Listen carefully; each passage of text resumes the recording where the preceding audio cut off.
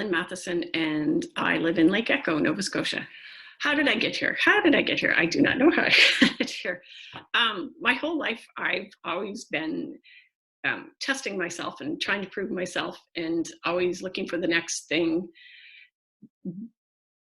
that proves, I don't know what, proves something to myself. So I've always been trying to achieve, but not always trying to achieve in a good go-getter kind of way. Lots of times I've bungled myself up and I get afraid of success. So then I end up having a lot of self-defeating things, like not finishing things or running away or whatever. So everything that I've done, I've made probably 50 times harder for myself than I needed to make it be. But despite all that, I've accomplished a lot in my life. I was born to a teen mom, and I grew up in a family that, it wasn't necessarily the happiest childhood, but I've always been very, I guess probably I was smart when I was a little kid, and I used to read a lot because I lived out in the country, so there wasn't really a plethora of other little kids, so I read a lot. And when I was little, I used to write stories and I used to illustrate them. So clearly the filmmaker part of me was alive and well. I just didn't know how to put motion to them. When I was a teenager, I was really into photography. I bought myself a camera when I was a teenager. I saved up my babysitting money and bought a camera. It was a Russian camera. It weighed probably 10 pounds. It was the toughest thing in the world. I looked it up. It was called a Zenit. So in grade 12, I had no idea what to do with myself. So I thought I should go to photography school, but I was told I couldn't make a living at that. So I was like, oh, okay, all right. So I gave up on that. So then it was the summer after grade 12, and I was like, I don't know what I'm going to do. All I know is I got to get out of here. So I ended up applying to St. Mary's University, and I don't even know how I ended up in arts. I don't know. It was some not very well thought out plan. It was just, my plan was get out. So I went to St. Mary's for a few years, and I didn't exactly excel because I was kind of excited to be all on my own. So I was a little more interested in the social life than the than schoolwork.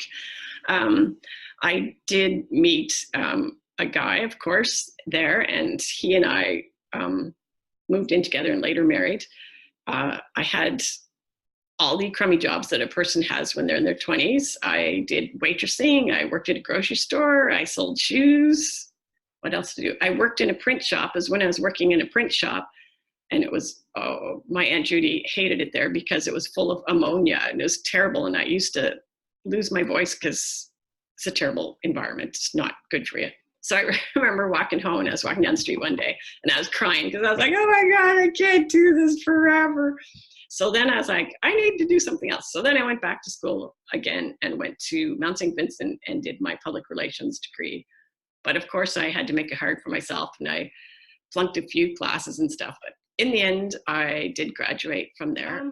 I had been working doing data entry when I finished my PR degree, and I worked there for 7 or 8 years, and I left that and did a few sort of PR-ish jobs.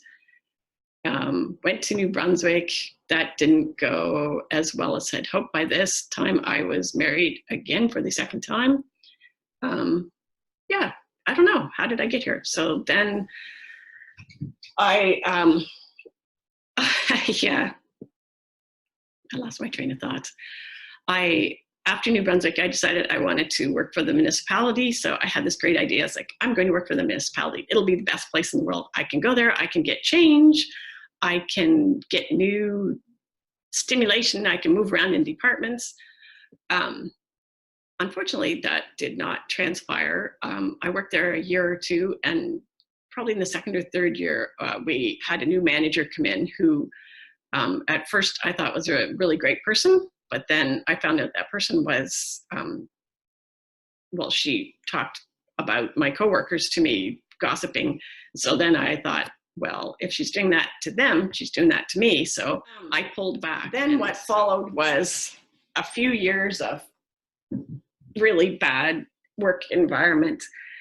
And through it all, I kept going, and I did my different volunteer work, and I did my MBA.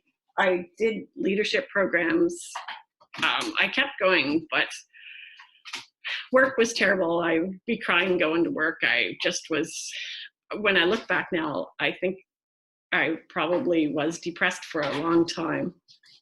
And I tried to solve it with the, internally with the HR and stuff, but as I've come to learn, HR wasn't there for me. HR is there to protect the organization. So I ended up going to my doctor, who put me off, and that it was just a few years of really terribleness. I was very depressed and became very anxious, and that's how I ended up turning to filmmaking. And after my doctor put me off, I was off on sick leave for a few years, which was a few months, and then I applied for LTD and was turned down for that. I had an internal investigation through my HR department. The HR department said no, nothing was wrong, everything was hunky-dory. I went to human rights. Human rights turned me down. I basically was turned down everywhere I went. So there was a lot of toxicness in my life, and the whole experience changed me as a person. When I first went to work at HRM, I was much happier-go-lucky than I am now. I used to go away on the weekends, and I'd be going camping or doing whatever, and I would go, when I was getting ready to go, I'd be like, and I'd like cluck like a chicken, sing a song, and be happy. And it's like, my husband is so sad because didn't. And I used to think that HRM would stick up for me. I used to think somebody would stick up for me. And in the end, all that happened is that they said my doctor wasn't telling the truth, that I wasn't depressed. They wasn't anxious. They like fought against everything I did. And it was really, I lost friends. People who knew what I went through in the office. Well, I guess they weren't really friends because they didn't stick by me when I needed them. So at the beginning, I thought I lost everything because I thought I lost my job, and I thought everything was over. And every Friday I'd be like, today's the day, everything's going to change. They're going to come through for me. This is the day. And every Friday, of course, shit would happen. Nothing would happen. It's just the same. And every Friday I'd end up crying because I was let down again. But time has passed, and I don't know. I can't say that I'm happy any of that happened, or that I'm thankful any of that happened, but I have overcome, and I've persevered, and I'm still fighting in my own way, and I'm still telling my story. I'm learning to tell my story. I've supported people who, I know a woman who tells me that without my support, she doesn't know what she would have done. And as I get stronger, I'm going to be able to tell my story and help other people tell their stories. Because when you're going through that, you lose your grip on reality, and then they start to tell you what you're saying is not true. And so then you're like, maybe it's not true. Maybe it is just me. Maybe I am imagining this. And I beat myself up so many times. And it's like, if I was tougher, if I was strong, if I wasn't sensitive, I could have got through it. And different people said, oh, Lynn, you shouldn't have had to go through it. So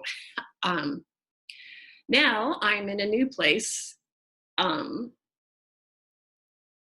for the most part, I'm doing okay because I'm still fighting, and I'm still trying new things, and I'm still learning new things.